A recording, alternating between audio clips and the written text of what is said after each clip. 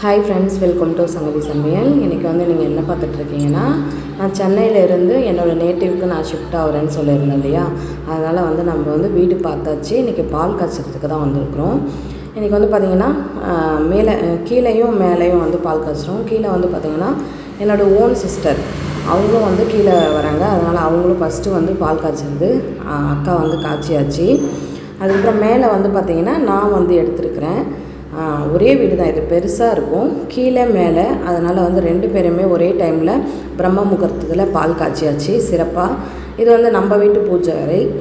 நான் கீழே தான் வச்சுருக்கேன். பூஜை ரூம் வந்து தனியாக இருக்குது, இருந்தாலும் நம்ம அப்புறமா வச்சுக்கலாம் அப்படின்னு சொல்லிட்டு நான் இந்த மாதிரி வச்சுருக்கிறேன். இது நம்ம வீட்டுது. அதுக்கப்புறம் வந்து கரண்ட் அடுப்பு தான் எடுத்துகிட்டு வந்தோம், சிலிண்டர் எடுத்துகிட்டு வரல. அதனால் வந்து சிறப்பாக சூப்பராக வந்து பால் காய்ச்சி விழா வந்து நடத்தி முடித்தாச்சு. அதுக்கு அடுத்தது எங்கள் பசங்கள்லாம் வந்து சாமி கும்பிட்டுட்ருக்காங்க பாருங்கள். அதுக்கப்புறம் இப்படி தாங்க இருந்தது. நான் ரொம்ப நாளாக வந்து சொல்லிக்கிட்டே இந்த வீடு பார்த்துட்ருக்கேன்னு சொல்லி லைவ்லலாம் சொல்லுவேன். நிறைய தம்பி இன்னும் வீடு கிடச்சிச்சாக்கான்னு கேட்டிருக்கீங்க. அதுக்காக உங்களுக்காக மட்டும்தான் இந்த அப்டேட்ஸ் வந்து பண்ணுறேன். எல்லோரும் சிறப்பாக சாமி கும்பிட்டாச்சு, பால் காய்ச்சி. இதே போல் சொந்த வீடு கட்டி நாங்கள் சீக்கிரமாக வந்து பால் காய்ச்சி விழா வந்து வைக்கணும்னு நீங்களும் வந்து எங்களுக்கு மனமார்ந்த வாழ்த்துக்களை சொல்லுங்கள்.